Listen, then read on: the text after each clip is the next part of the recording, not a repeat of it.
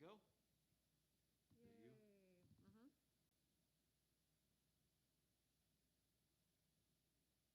Yeah, you can probably just click on.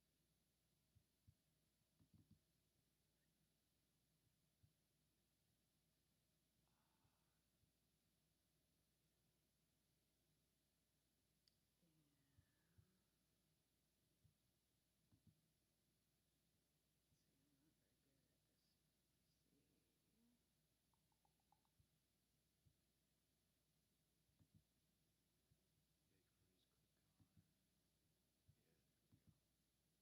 go. Yes. Excellent.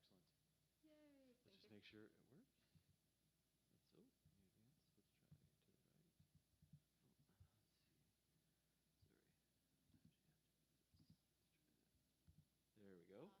Awesome. Down advances you. And that looks Sweet. Thank correct? you. Yes. Yeah. Yes. Thank you. And there's two. This one is on, Okay. and that one is off if you want to walk around Okay. or whatever. Yeah, and We I. might, let's try, I'll turn. And if they're both on, is there any Good issue? question. It's just Hello, to get hello. both. Oh, not Hello. even. Okay. Learn together. Yes. Thank you, Nate. That's the best way to do it. So where are you from? I am from Mount Vernon, Washington. Oh, cool. Mm-hmm. Yeah. When did you come down today or yesterday? Yesterday. Oh, nice. Mm-hmm. How's the Just to drive? set up the booth and get going. Oh yeah, it's pretty easy. Good. Yeah, this is like the shortest drive I've ever had from Yeah, Nate yeah. to the conference. Nice. Yeah, what do you do? I am the farm program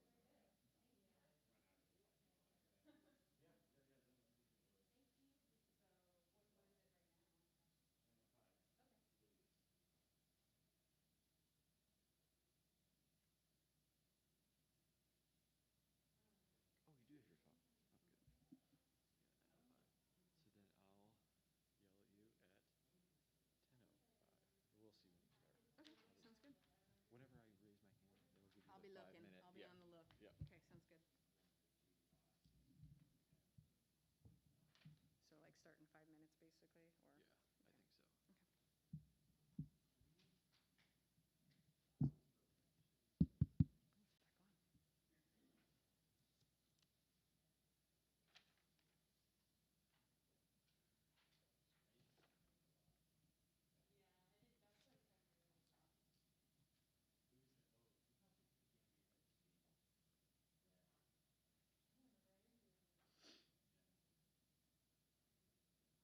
It's back on.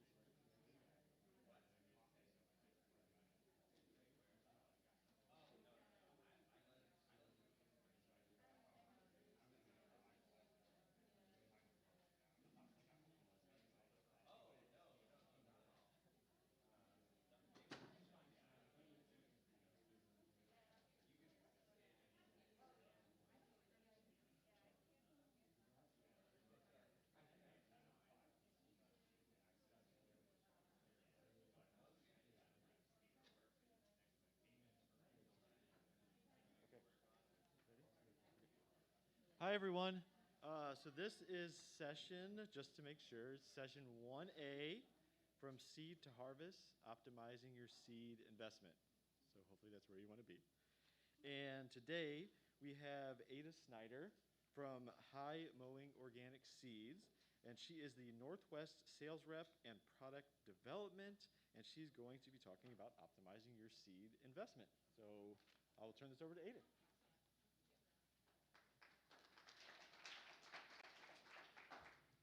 Hey, everybody, yeah, come on up and find a spot.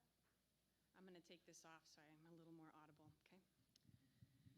Okay, well, welcome. Again, my name's Ada, and just one thing that Nate didn't point out is I am a Washingtonian. I hail from Skagit Valley, and I get to work with all sorts of growers in the Northwest region. So I work with growers in Washington all the way over to Minnesota, and I get to hear about all the trials, all the successes, and so that's ultimately what I'm here today, is to share what I've learned through working with growers in my territory. And we're going to focus on seed starting mostly. I know it said from seed to harvest, but we're going to just kind of get into the nitty-gritty of the trouble of starting seed. And let's see here. Okay, so my goal here is to discuss just common germination problems and solutions.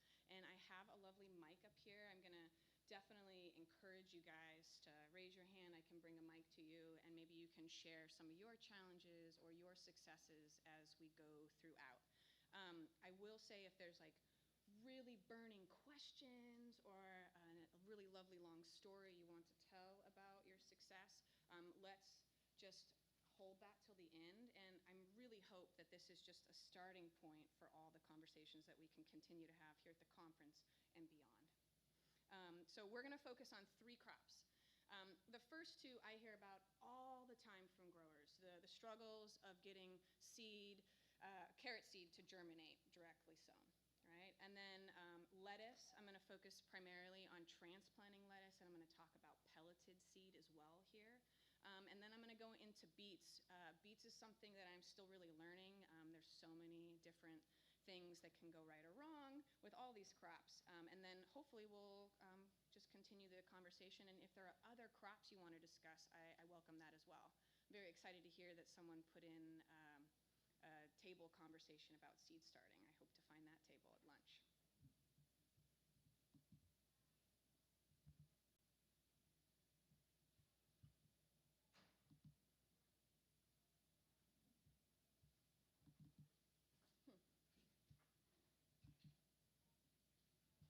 There we go. Okay. So first of all, I want to recognize that there are many, many different systems that we could all be doing something slightly different to get to the end product, right? So for infrastructure, you could have a propagation house, you could have a greenhouse, maybe you don't even have any of that, okay? And then there's soil components. What are you putting into your soil? That can also affect how your seed is successful or not. And then thinking about water, the temp in which your water is, the pH level of the water that you have access to. And then amendments. There are specific crops that need specific amendments, and again, we may all do a little bit of a different approach there. And then seeding methods. Some of us have a vacuum seeder. Some of us are hand seeding. Some of us have really snazzy tractor scenarios that you get to work with because you're doing larger ag. And then there's seeders, transplanting. Just obviously a lot of different things. So what I want to point out is that what I am telling you is just a suggestion, that there are many, many different ways to find that success within your system and figuring out how you can adapt it to what you're already doing, or maybe changing a little bit of your system based on what you learn, okay?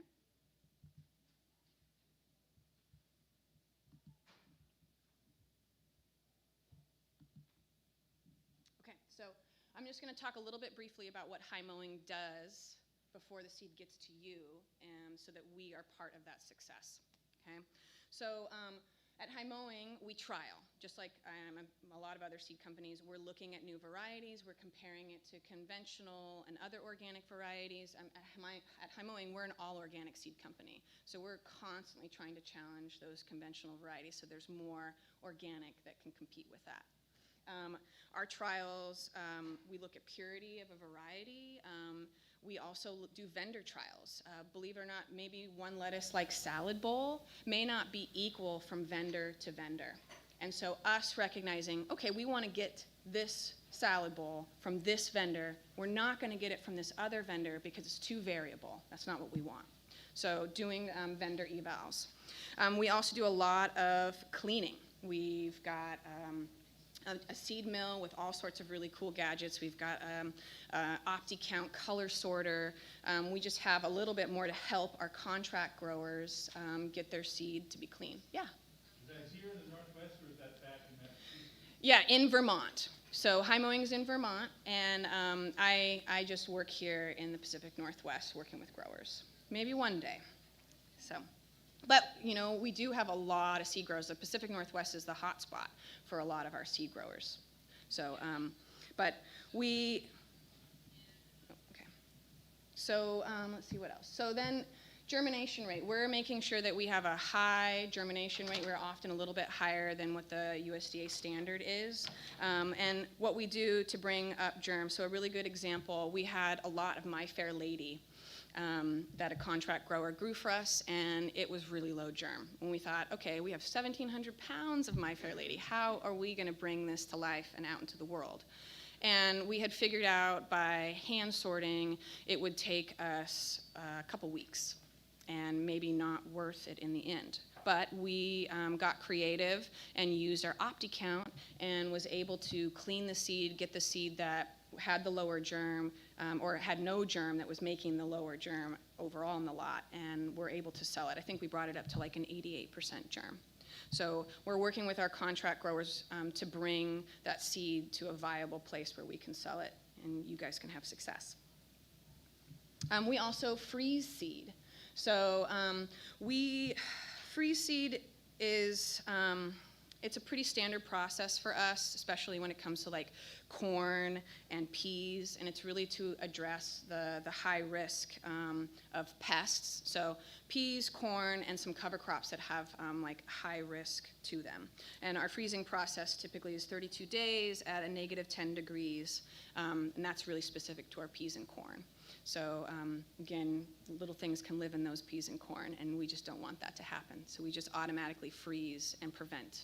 So it's preventative. We also do grow outs. So our grow outs in QC are slightly different than our grow outs in trials. They are proactive and reactive. So proactive, part of our pea program is that we grow out all our peas. We want to make sure that they are the variety that we want, that there's no off types. And then reactively, maybe I had a grower, I'll just keep on with the salad bowl example. I had a grower that loves salad bowl, it is her jam, and she was noticing that the lot from 2 years ago and the lot from last year, they didn't have the same amount of redness to them, and she was like, what's going on? And so she told me that. I went to QC. I said, I don't know if this variety is exactly what we thought it was, or it's maybe not continuing to be what we really wanted it to be. And so we reactively grew out the lots, figured out that there was a vendor that we had been getting it from, and the quality just wasn't still there. And so we then went to trials and did a grow out and looked at all the vendors, figured out, okay, this is our trusted vendor, and we're going to make sure we don't get it from here. Or maybe we have to take even more control and we contract it out. Okay, so disease. We do some testing for disease and GMO. So we're part of the non-GMO project, so all of our seed is getting tested to make sure that there's no contamination with GMO.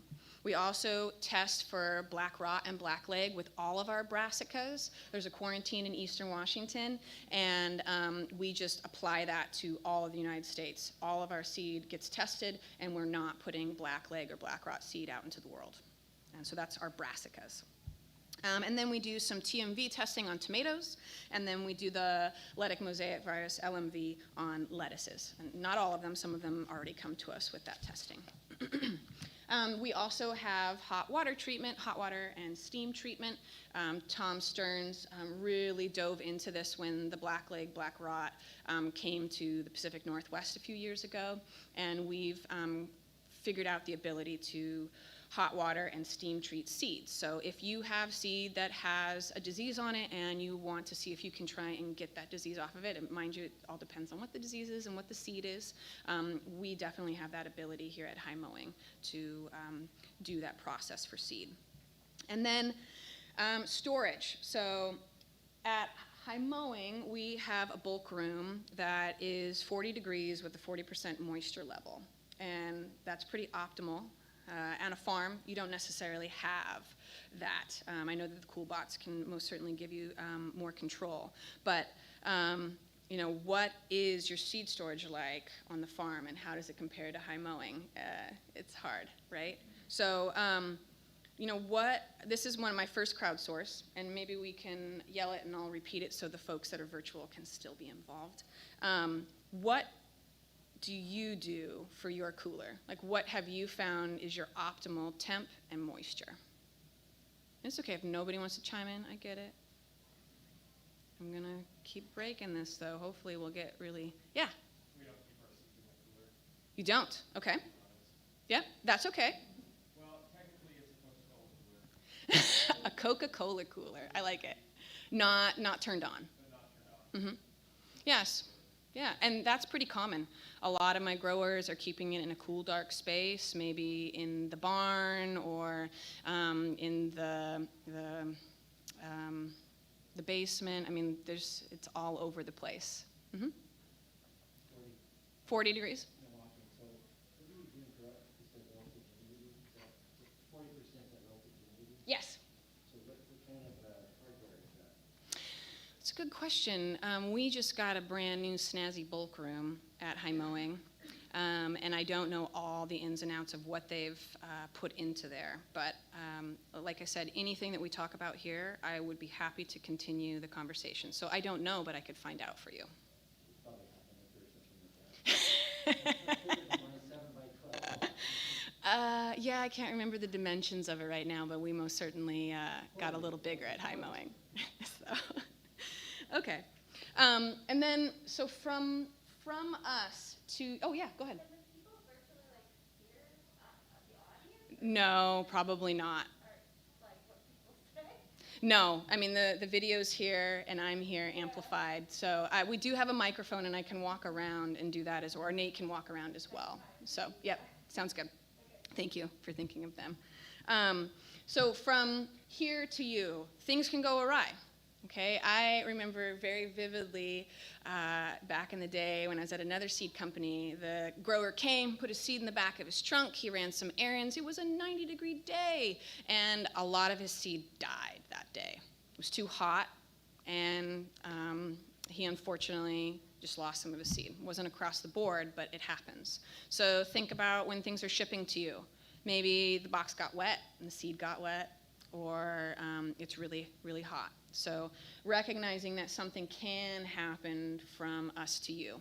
And I'm going to say this a lot, but when anything goes wrong or goes right, I'm all for talking about the exciting things that you guys are having successes with. But if for some reason something's not germinate, investigate it. Go look in the soil, go try and figure out what went wrong, and call your rep. I'm pretty sure that the other seed companies like Osborne and Johnny's would welcome the exact same thing. Call Joanna, she's in the background, she'd say the same thing, right? So the reason is it's not only to figure out what's going wrong on the farm, figuring out if the seed is, something's wrong with the seed, but if something is wrong with the seed and you have figured that out, I want to tell other growers before they get too far into it. So think that if something's going wrong and it is the seed, it could very well affect a lot of other growers. So talking about it with your rep is a great thing to do. I welcome that.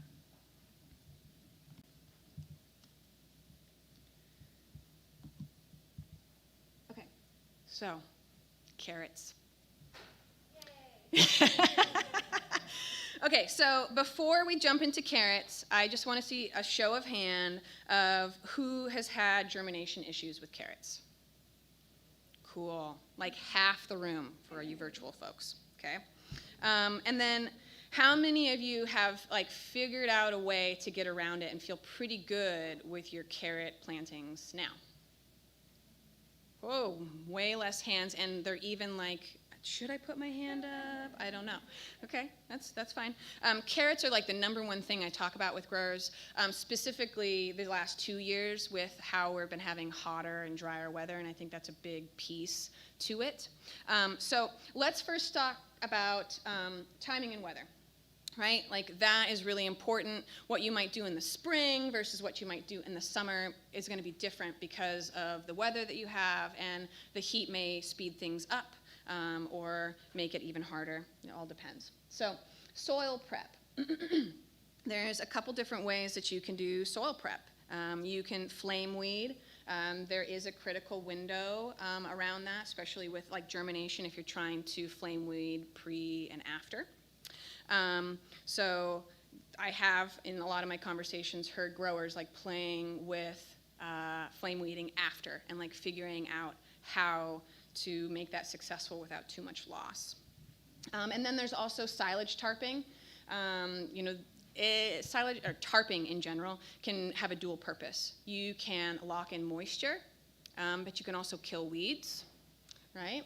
And then go even further, you could do some solarization with some clear tarps.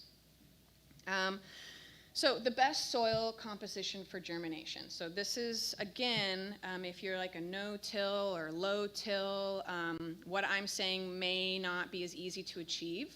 But you want even moisture and you want fine texture soil. Like those are pretty key. And so one of the growers, so here's my grower spotlight. This is a Boldly Grown Farm. They grow about 10 to 12 acres, about to be a lot more. They just bought 50 acres. And I picked Jacob's brain while he was driving over to PNVA last week. And this last year, they grew 3 acres of carrots. So this is large scale, right? And they have the implements to get that fine texture, to get the soil that they want. And so the concept that Jacob was trying to get across to me is like, if you have lots of clods in your soil, then you have holes where your seed can sit and not have the same access to moisture, especially if it's a pelleted seed. Okay, so the concept is like if it's finer, you're going to have more access to the moisture that is there, and it's really crucial, especially when it's super dry out. And another thing he does is he pre-irrigates. I told my coworkers in Vermont, they're like, what? Pre-irrigate? Isn't that going to get messy? But sandy loam helps so that the moisture is there, but it's not going to affect too much of when they're tilling and getting the soil prepped. Yeah, he said if it's fluffy, there's capillary action to keep the water in the soil, and I thought that was pretty cool. So, some other factors that can definitely help, just the way you irrigate. A lot of my growers have told me that overhead irrigating during the really hot months is actually more effective than the drip, but I didn't push more to know, but even moisture is really, really key, right? Let's see. So stand density, how do we overseed? And I think this really addresses that there are some really lovely key varieties that some growers can't live without that are increasingly having lower germ, right? So Yaya, Napoli, in the organic world, maybe more in the 70s or low 80s for germination rate. So how do you get the stand that you want when you have seed that doesn't have the germ that is as high as you might desire? So another crowdsource. Has anyone figured out the sweet spot for getting the density? It's okay. So I had a grower. He's like, okay, I got 71% germ, so I should overseed 30%, right? No. I would suggest that you want to do 10 to 15%. You don't really want to overcompensate. Not every seed is going to have the exact same germ. It's an average, right? So when you put your seed down, you may have a couple that have that great germ and then another that doesn't. And so if you really overseed that 30%, you're going to have a lot of thinning to do in the end. So that would be my suggestion if you're getting like a 70-ish% germ, think 10 to 15% over so. So how do you mitigate this challenge? A lot of growers have been like just playing with how they're seeding, where their brush is, and like each lot's gonna be different, especially if it's not pelletized, okay? So just keeping in mind like how it's gonna drop and visibly looking at how it falls out of the seeder is always a good idea. And then your seeder matters, like, you know, depending on the size that you are and the plantings that you're doing, you know, an earthway, jang, vacuum seeder, there's all sorts of different ways to approach it. And I talked to an Alaska grower, and she bought a jang, and she's like, I'm ready to return my jang. I can't grow carrots worth a darn with it. And she's like, but I also admit I haven't taken the time to really dial it in. And that's half of it, is like really dialing it in with the equipment that you've got. Okay? And maybe you, like what she did, she was like, okay, I've heard so many great things about the jang. I'm going to get a jang. And she's telling me, I'm going to go plant with my earthway next year. And I was like, don't do it. Like, figure out a way to dial it in. And then there's pelleted versus raw, right? So the pelleted seed has like a clay coating on it. The standard size is typically size 13. It tends to be white or could be gold if it's coming from Beijing, but it's really easy to see, right? Way easier to handle. It's just, there's a lot to it that I think growers find helpful when they're doing their planting and honing in on the density that they're planting. Okay, seasonality. So the summer is challenging, right, to germinate carrots because you've got hot and dry, and then think about that dry. A lot of times what I hear from growers is, I watered, and then it dried up and it caked over. And so you have this really nice crust that the seeds just can't get through, right? So a lot of times when it is hot and dry, that scenario can play out a lot more. And it seemed to be a big contributing factor to spring plantings this year in Washington. It was dry comparatively to other years, right? And then tarping. You know, I have a lot of growers that have a smaller scale, have been playing with how they're tarping, what they're tarping with, and the timing of tarping. Tarping, like I said before, helps lock in moisture. It's going to help kill the weeds. You know, most weeds are killed at about 160 to 180 degrees Fahrenheit. But let me think how I'm going to say this. Okay, so timeline does depend seasonality. And one of the things that one of my old coworkers pointed out was that tarping kills weeds, but it kills other things too. And so you have to think about the good and the bad and the balance of what you're doing to your soil. And so I talked pretty extensively about the clear plastic. Clear plastic gets hot fast, and it can kill your worms, it can kill nematodes, all these really lovely stuff that you do want. So like figuring out the timing, maybe a clear tarp is going to be a less. You're not going to do it for as long, whereas like a black or a dark tarp is going to not necessarily get as hot. So let's see, black plastic, temps. Okay, so winded tarp. Man, I've gotten so many different answers on this one. So I'm going to spotlight my coworker, Daniel. So Daniel, he is on, I'm probably going to butcher this, but Marcedon Center Farm in upstate New York. Okay, a little bit different than here. And he farms on a 1/4 acre. He has established beds. And so some beds, right now, some of his beds have cover crop in them, and some of them have a tarp on them. And his typical process is the cover crop is going to go through the winter, depending on what it is. Some of it may die, and some of it may still be there in the spring. But he's banking on the bed that's got the tarp on it now. So he's got a black tarp. He's also told me that he's had like pool cover. He's just using whatever he can get. The pool cover, he told me, is a little more permeable. So moisture can get in. He's finding, ooh, this is actually kind of nice that he can get some of the precipitation through that. But again, very big experiment for him. And so his tarp bed is going to be his first bed that he's going to plant in to carrots. He's going to lift that up. He's going to most likely put some compost down. He's also a firm believer in that the compost is helping create more of that stale bed for him. He's got a pretty established bed, so he's only putting about a half an inch, but definitely there is, I've had some heated conversations about like what is right and how much should you really do. And again, if compost has weed seeds in it, how much is it helping your established bed? I heard a really good podcast with Bill Thorne, and he was talking about how he had goats and sheep, and he thought it was the coolest thing ever. But when they were going around and fertilizing the ground, they were also leaving little lovely drops of weed seed for him to deal with in the aftermath. So, yeah.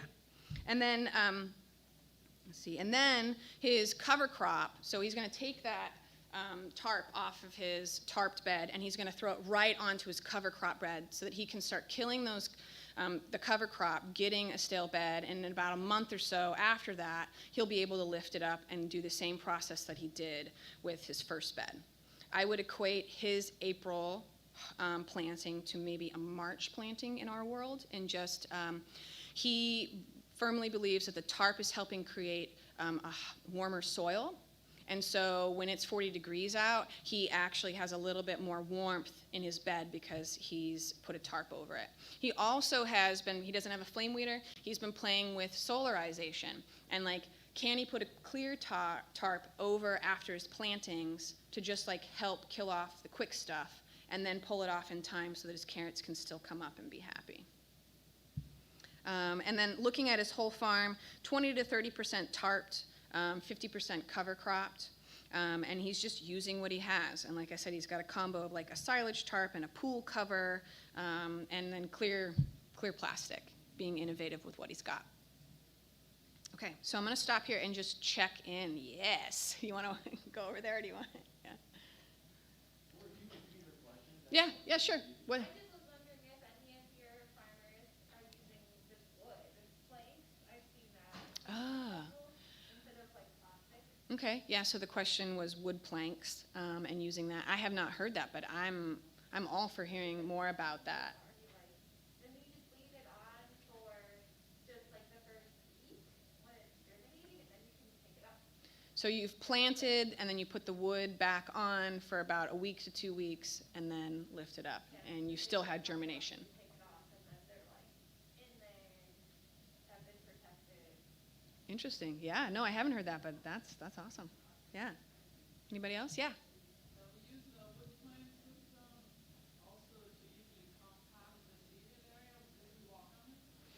Okay, so the wood planks are also helping create some compaction for access with that soil moisture. Okay. Did I see another hand?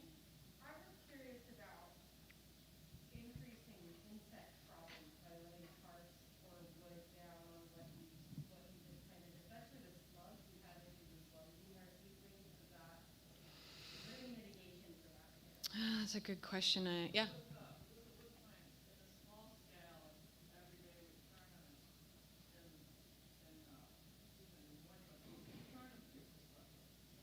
Okay. Okay, so small scale with the wood planks, you're flipping them over daily and hand picking those slugs and things off to mitigate. Okay. Cool.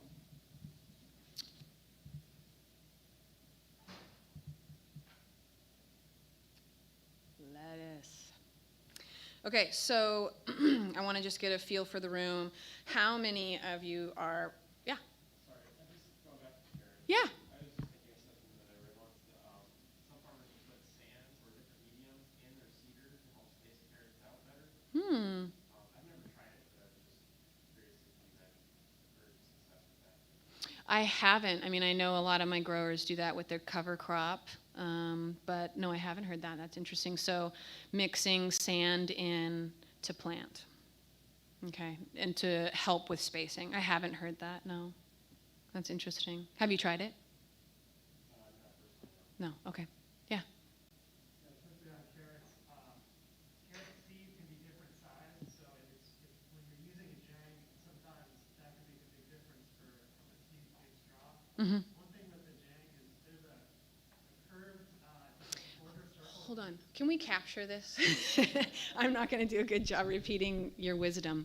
Yeah, there's a quarter circle piece in the jang that kind of sits over the roller. I just take that out. I never use it. And especially with the carrot seed that has that white coating, it's really easy to see the seed drop through the jang as you're driving it if you take that quarter circle white piece out.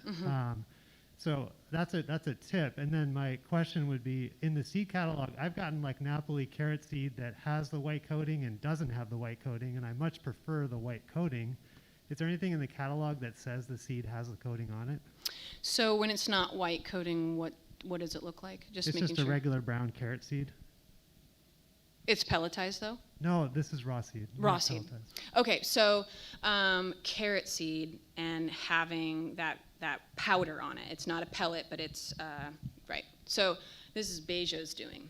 Beijo did it as a marketing tool so that, A, you can recognize it's Beijo seed, and B, it's more visible.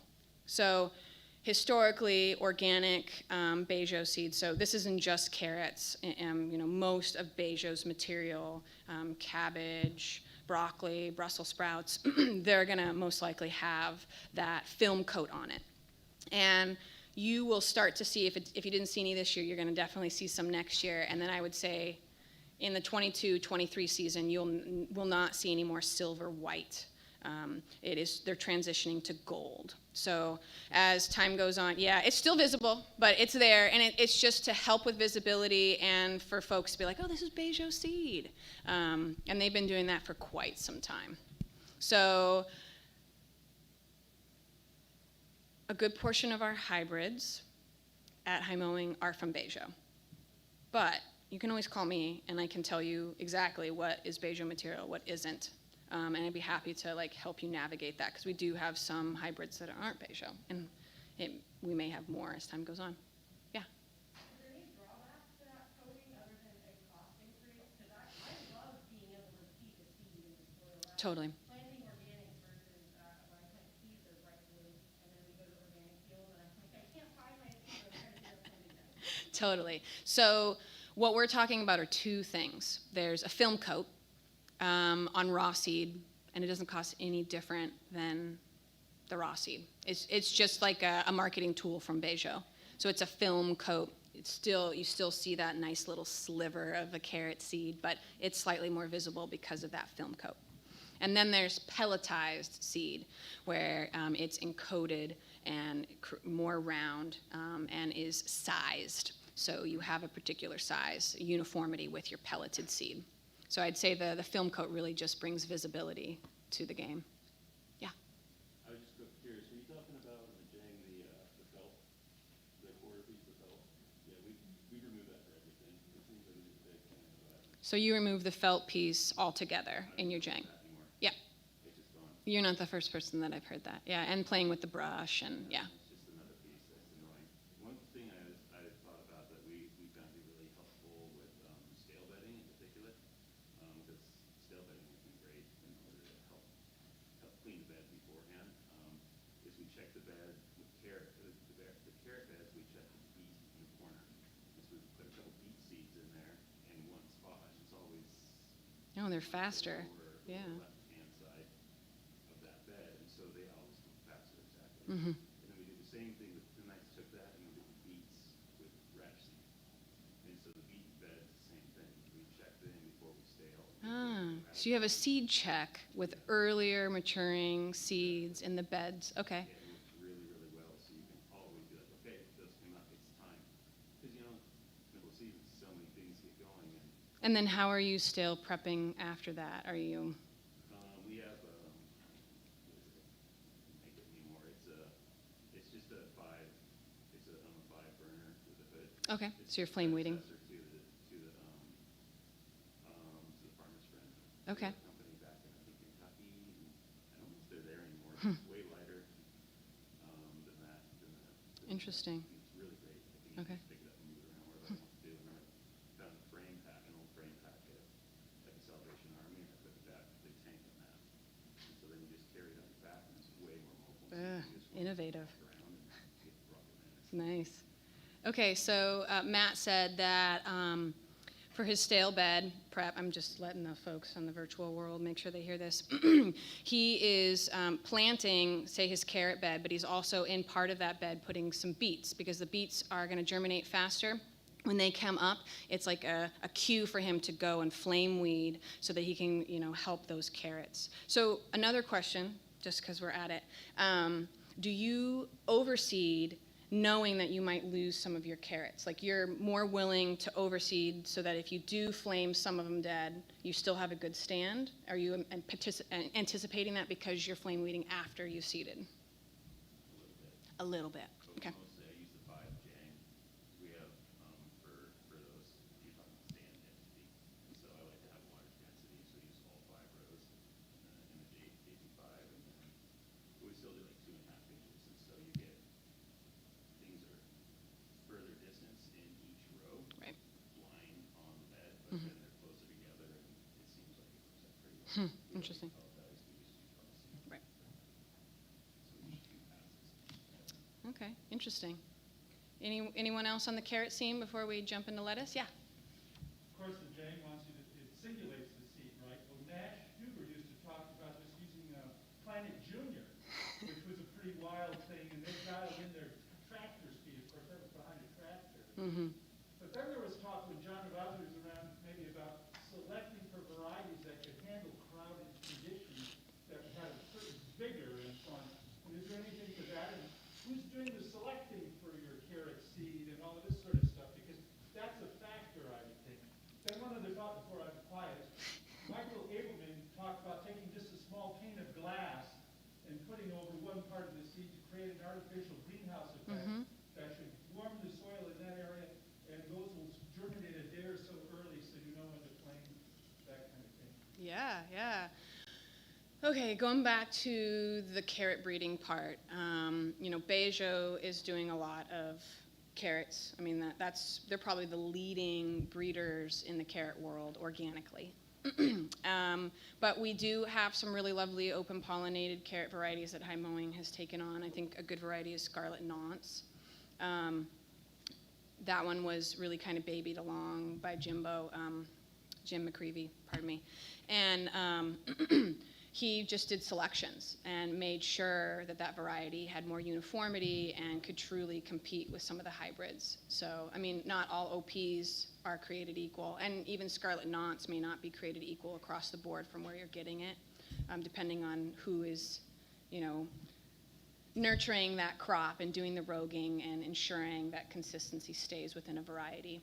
Going to the piece about closeness, High Mowing is constantly challenging where and how we plant. So we do a lot of this in cabbage because cabbage can be pretty reactionary to the spacing you're giving it. And a lot of the Bejo material has that, where if you plant a little denser, you're going to have a smaller cabbage. Or if you plant a little bit more with spacing, you're going to have bigger cabbage. But I haven't heard too much about the spacing piece with the breeding of carrots. Yeah. Sorry, I don't have an answer for that. Yeah, Joanna. I can speak to that. Okay, yeah. John Ravazio is one of my breeders at John Selected Seeds, and we are working on carrot breeding and selection constantly.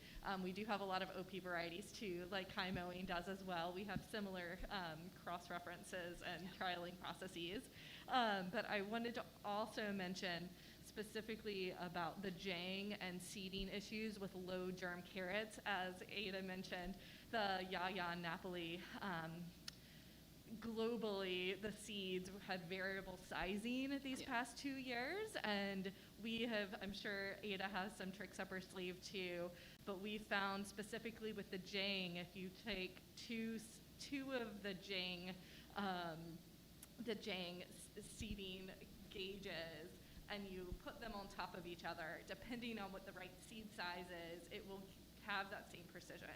So we have some tricks to help people this year get around those 70% germs, but always double check your seed germs on the packaging, or check in with us if the packaging doesn't have it because of the microchip issue that we had for a little while. Yeah. Give us a call and find out what the germination is, and we'll give you some strategies to succeed. Yeah, if you've got Jang questions, Joanna's your gal. Okay, I have to move on to lettuce because I don't want to miss out on some beet convo at the end. So, lettuce. How many of you here are playing with pelleted lettuce? Raise show of hands. Okay, so maybe 15% of the room. Okay, and then how many of you are doing more transplanting of lettuce than direct seeding? Okay, much more. Okay, so maybe like 25% of the room. Interesting. Okay, so here I'm going to focus on transplanting because that's really where I hear a lot of issues from my growers. And the issues I've been hearing about are trouble germinating the pelleted seed, having a staggered germination. What are some other issues you're having in starting your seed and transplanting out? Anybody have any other things besides those two that they're finding common? Wire worms. Yeah. Darn wire worms, don't get me started. Yep. Okay. Well, I don't have answers on that one exactly, so. Yeah. So first I want to talk about thermodormancy. So thermodormancy, seed can become dormant and fail to germinate due to exposure of high heat or suboptimal temperatures. It's not uncommon that you could hear about the pelleted or raw seed at 80 degrees, maybe deciding to hunker down and go dormant. And then you try and plant and you're like, why? Why isn't this working? And so there's also, I'll backtrack. So one of the things that you can do, and I've had a lot of successes with my growers, is putting your pelleted lettuce seed in the cooler. So freezing cold will wake that seed back up, kind of bring it back to life. It's a whole nother ballgame. So yeah, cool temperature and light can also. And the light part I'm still learning about. And this kind of has to do with the lettuce inhibition gene. And something just kind of cool to think about, that they have discovered this gene that is part of the enzymes and hormonal control that basically shuts the seed off, right? But it's also a gene that they can play with. And so what they're finding is that a varieties of lettuce, they can kind of figure out how to have lettuce varieties. This is really geared towards the Salinas Valley, where they're having a lot of these issues, is having lettuce varieties that can actually stand hotter temperatures because they're figuring out this lettuce inhibition gene. Pretty cool. So someday down the road. Spotlight. I have Jeff at Wandering Roots Farm. He's a 50-acre farm down in southern Oregon in the Rogue Valley area. And he was really, really struggling with getting his seed to germinate. And in particular, his Easy Leaf that he was using. And it really so in the heat of the summer. He noticed, okay, I'm doing really good through the spring, and then something happened when the heat started kicking in, and I can't get anything to germ. And so we talked about putting his seed in the fridge or the freezer. And I've been playing with a lot of growers, like what's right? So when you put seed into the fridge or the freezer, you're gonna have precipitation, right? And so whatever seed you put in there, you wanna have like a nice airtight container. At High Mowing, we're gonna give you a pelleted seed in a little plastic container that you can open the lid. Well, close it up, you can put it in the cooler. And so Jeff, he takes all the seed that he's going to plant in the in the day. So he's going to take all of his lettuce out, and he's going to take those containers, and he's going to do his planting. He doesn't care what time of the day it's going to be. He's going to get it done when he can get it done. And then when he's done taking out the seeds he wants from that package, he puts it back in the cooler. Well, I've got some other growers that are like, okay, when I take it out of the cooler, I'm taking exactly what I need, and then I'm going to put it right back in the fridge. So I don't know if there's a right or wrong way, but making sure that you have a nice tight container so that you're not getting that precipitation into your seed package is going to be key. Okay. Yeah, I think that's it for this one.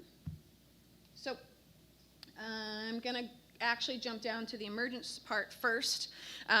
So in emergence, we're all striving for consistency, right? We want one flush. We don't want staggered germination. We want good quality germination and that one flush.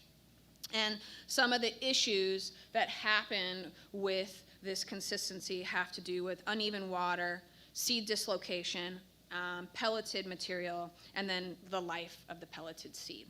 So for moisture, what's on the end of your hose? You know, are you misting? Are you really have a heavy water? I mean, if your water is really hitting hard, it's not uncommon for your seed to get dislocated or to swim away, maybe. So really honing in on the watering. And then, you know, when are you watering? What's the timing on your watering? And where is your lettuce? Is it in the back of the high tunnel that you only frequent when you go to water? Or are you constantly going by and seeing it and keeping tabs on it? So I'm going to continue to spotlight Jeff at Wandering Roots. So the watering in the greenhouse for his lettuces was an intern's job. And he didn't realize that he really needed to help his intern really hone in on how he was watering and when he was watering. And they found that the watering in the morning wasn't actually doing enough to get them through to the next day because they were that hot. And so by moving the flat to a place where they can just keep better tabs on it, they were able to recognize, okay, in this time period in the summer, I have to actually water twice so that I don't lose that water access to my seed, especially pelleted seed. Okay, so pelleted seed, it can challenge the consistency because there's different types of pellets. I'm not going to get really deep into this because what you're getting pellet-wise from high mowing is pretty consistent, but it may have not always been. Okay, so in the world of pellet, there are melting pellets and there are cracking pellets. Cracking pellets are pretty much really for hydroponic. You don't want a cracking pellet in our world because they crack, the seed can sit in there and not have access to water. You really want a melting pellet. So we have a ProBio pellet. Germain's does our pelleting for our lettuce. I think there may be another pelleting company that may also do some pelleting for Vitalis as well. But there is that. Just know that high mowing is honed in, and we know that we are only selling the melters, and that should hopefully give you a little bit more consistency there. Some other pieces about pelleted seed. In the organic world, pelleted seed is primed. That's pretty much industry standard. And priming is when they take the seed to like pre-emergence by hot water, and they're basically getting it ready so that when they put in that pellet, it's going to be your player. It's ready for game day and is primed to get out and have that vigor to go out of the pellet. And so that's pretty much standard. I remember back in the day when that transitioned. And before that, you could take pelleted seed and use it for a couple seasons.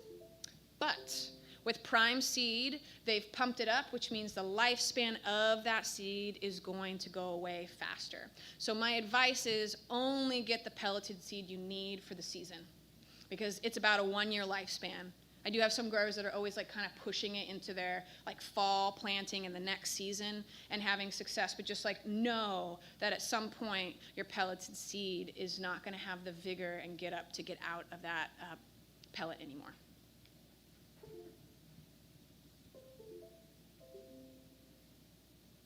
Okay.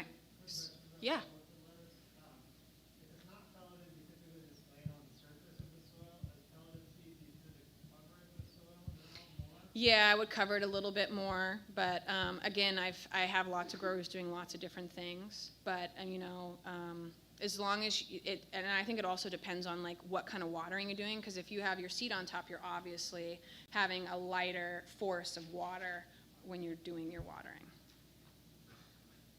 Okay.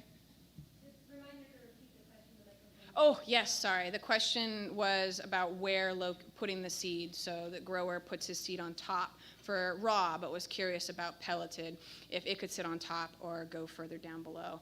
And I would suggest covering it. But again, I think that there's all sorts of different ways to try and find that success. Yeah. Was this grower germinating their plots of lettuce out open in the prop house, or are they putting it in germination? In the prop house. Yeah, and I'm not really touching on the germination chamber because I felt like that we could get really into it. Yeah. Well, I'm curious about optimal ambient air temperature for germinating lettuce, because I'm reminded of Carol Miles. Didn't she do some trials years ago to get a cool weather germinating varieties to help with season extension to get to the ground earlier and do things? Did anything ever come of that? don't know. Selecting for a variety that just did really well in cooler conditions. Right, okay, so the question's about like selecting varieties that can handle cooler conditions or higher Ideal, temp, germination temperature. germination temps. Temperature variable. Yeah, I mean, that kind of goes back to the lettuce inhibition gene, at least with lettuce, that, they're recognizing this threshold where lettuce is successful. Like, all crops have a specific space in which they succeed the most temperature-wise. And I do think that there are... You don't know those numbers, you can't. I don't. I mean, like, for lettuce, I think it's like 60, 65 degrees is like ideal. 50 to 65 degrees is kind of where they like the temp, but I know that they can handle going into a little bit higher. I think the threshold is 80 degrees, really, when you start to see the germination start to go down because of it just... Air temperature or soil temperature? That kind of thing. Air temperature, and that definitely would equate to a different soil temperature. That'd be yeah. It's a good question. Any more lettuce questions or thoughts? Something that you might have done to be successful? Yeah. This is back in the Midwest when I was growing a lot of Salmonova over there. But we did a lot of Salmonova transplants through summer and had really struggled in like July and August Mm-hmm. for germination because daily temps like in the low 90s. And we used a product, I think it was called Aluminet. It was an aluminum netting shade cloth for our greenhouse. And it cut like 10 degrees off in midsummer and like had great success with that helping our lettuce germ and also like transplant health. Mainly we use a germination chamber and so Mm-hmm. but the transplant health is greatly improved by the aluminum. Totally. So in the summer when it's really hot, the grower who's been growing Salanova would put basically shade cloth, and it's called Aluminet, an aluminum that creates just helps create some cooler atmosphere in the propagation house. Yep, definitely a lot of that. If you only have a propagation house, high tunnel to work with, then putting a shade cloth. Or I do know some growers that sling some mud up there onto their high tunnels as well to create a natural shade cloth. Okay.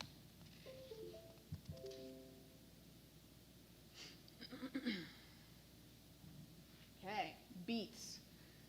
So, beets are funky, right? I mean, look at that seed. Look at that awesome beet. So much diversity.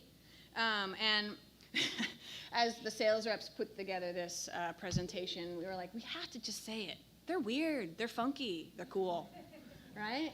And I'm going to basically approach beets a little bit different. So, because there's just, I don't know what is going on with the computer here.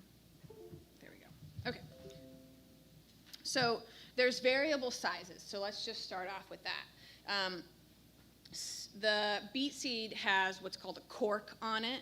A lot of seed is decorticated, meaning that they're taking the cork off. The cork can harbor lovely little pathogens and things like that that can also derail your germination and how your seedlings are doing. And so knowing that, these are really funky and they can have a cork on them and they can have so much variability in size. And so we have sized beets. It's kind of an industry standard that there are beets that are sized, and you're going to notice that a lot of these are like big player beets coming from Cicada or Bejo, and so they have the ability to take their harvest, put them in lots based on like an average size. So when you buy these varieties, you're going to have a lot that's been sized specifically. I'm not going to dive into like the seed count and what that size equates. There are definitely growers out there that know what size they want and they're looking for it actively. But that is something that you can most certainly dive into more in another time. And then the other part of it is that beets are multi-germing, right? So that adds another piece, a layer to the puzzle and like figuring out how to get a consistent stand and not have to do too much thinning.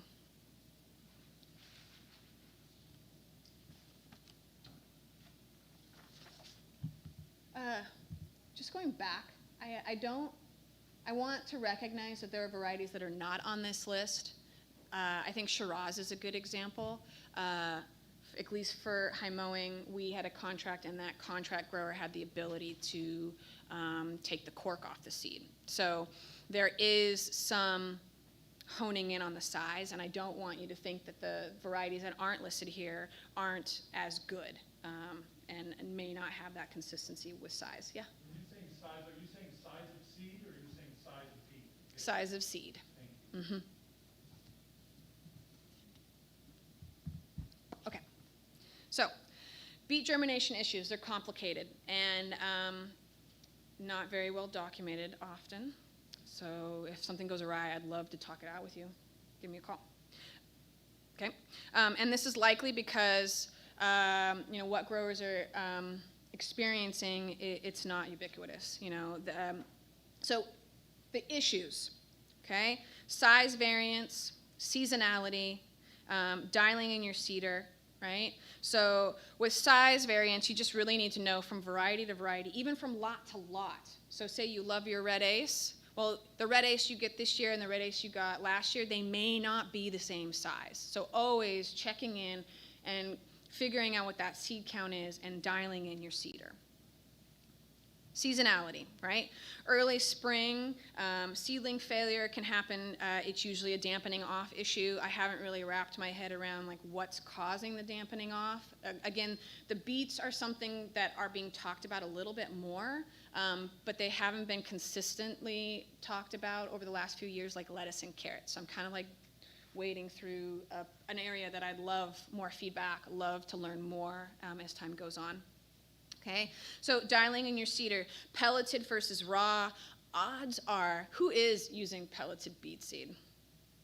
That's what I thought. Okay, so there's not a lot, nobody raised their hand, okay? So nobody's using pelleted seed, they're using raw seed. And so like recognizing what your plate size is, and again, knowing your seed size. And a lot of my growers are like, even though I feel like I dialed it in with the plate and I know my seed size, I'm still gonna go and actively watch it drop. Jacob at Bowley Grown told me that. Go and just look at it and make sure the flow is what you want. And then going back and fine tuning that. Even flow out of your seeder, right? It equals more uniform stand. That's just, yep. Okay. So the seed issue density. So overseeding that results in thinning or having really small roots. And then thin spotty stands, because this is just all exacerbated by the seeder issues and the previously mentioned germ problems. So lots of nuances to the beets. Yeah? Yeah, and this was another, I can't remember who I was talking to about, but he or she was saying that when it is hotter out, he's going to plant a little bit deeper so that there's just more likeliness that there's a little more moisture down there. But think, it's like 1/4 inch to a 1/2 inch. I think like most catalogs are probably going to recommend a 1/2 inch, and that's a pretty good space. But just knowing that you might have more access to water going a little bit lower, especially, this might have been Jacob again, because pre-irrigating, you can have that, but yeah. Any other questions? Okay. Transplanting beets. Like this is where I've heard really good successes. And mind you, it is only so scalable. And I think the biggest issue for transplanting beets is how fast they grow and how they can size right out of your flats fast. And you get leggy beets that they don't have a good start from the get-go because they've gotten root bound or they've gotten leggy because your cells are not too big, or not big enough, excuse me. And so I've heard success from soil blocking. I mean, soil blocking, you don't have any really constrictions, so you're going to let your plant be able to, or your seedling be able to get to the size they want and be comfortable. And the other thing that a lot of my growers have been really happy with is the paper pot transplanter. I'm super excited that the paper pot transplanter was part of our Badger beet seed crop. So this is Josh at Oxbow Farm, and he is showing me like how you have to really hone in on pushing down with the paper pot planter so that it goes deep enough. But the paper pot transplanter doesn't work for everything, but beets seem to be a really good spot for them. So yeah, those are going to give you more flexibility. So going back to the transplanting piece, how many in here are transplanting beets? Okay, maybe 25% of the room. How many of you are using flats, and what cell size are you having success with? Larger, yes. Go big or go home. Okay, sounds about right. Okay.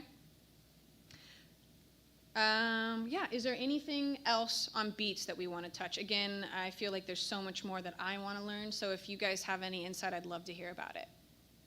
Why is it that I always, is it the seed itself, but I always have far better germination with red beets and Shiraz than we do with touchstone? Yeah, I think that there's just a little more vigor. And so the question was gold beets versus red beets and having a little bit more vigor and get up. And you're spot on. Like gold beets just have a tendency to be a little bit more finicky. I don't know the reasoning behind that entirely, but I could most certainly try and dive deeper into why. I've had a few conversations with Organic Seed Alliance, and Michaela had some good points that I can't pull out of my brain at this moment. But yeah, it has to, I think, just do with the genetics too. Are there any varieties with both ones that you've seen better success over other ones? Well, there's not a lot to choose from, first of all. And I would say Touchstone Gold is like the one that everyone goes to. And Badger Flame is the one that everyone loves and loves to hate at the same time. So, yeah. Yeah, and I know that there are other varieties out, but in my organic world, those are really the ones that are available at this point. Yeah, gold beets are kind of finicky, unfortunately. Yeah. I love growing beets. Ever since I sat through John Navazio's field days where he described his selection process and how he developed his Shiraz, and they're just gorgeous. I love the flavor. That's the only variety I grow is for red beets. Mm-hmm. When I asked him about spacing and planting one time, and he recommended the Earthway beet plate, but putting beeswax in every other hole to keep the spacing correct. Ah, yes. And I did that for a year and had a great stand. Interesting. Then the next year I had really poor crops because the seed source I think wasn't so ideal. Uprising, they supposedly are trying to do a good job, but I had a really bad year with them last year. So I got a different source this year, but I took the beeswax out, and sure enough, they were too dense and they didn't develop well. And I didn't think, of course, because I'm lazy. And this was on an Earthway? On an Earthway. Okay, so the grower took his Earthway beet plate and he put beeswax just to plug the hole, so every other, and he got a really good stand that way. That was John's recommendation. Nice. And then Touchstone, Frank Morton advertises that they selected for particularly vigorous stuff. And I got his Touchstone Gold seed.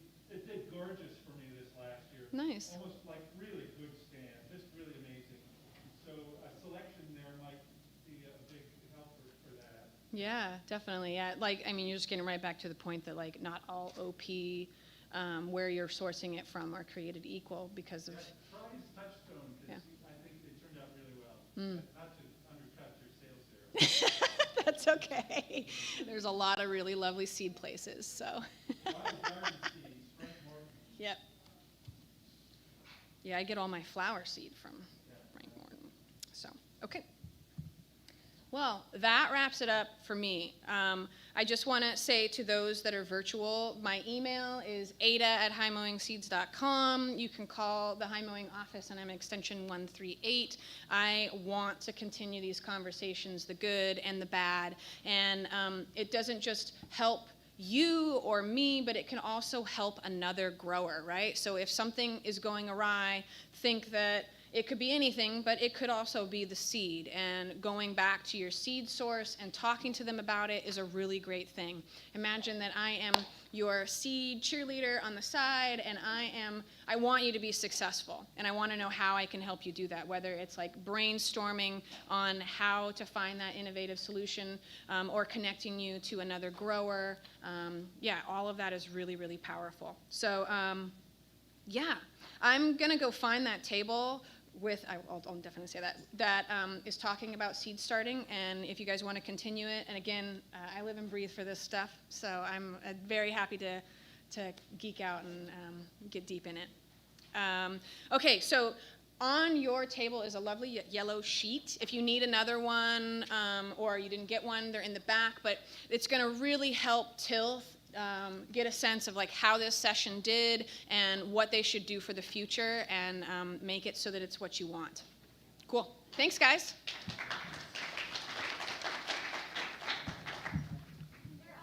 Ow. Thanks. I wouldn't be so awesome without the growers telling me all that intel. So. Oh, thanks. And the next session starts at 10:45 for you all to know. Yeah. Hey.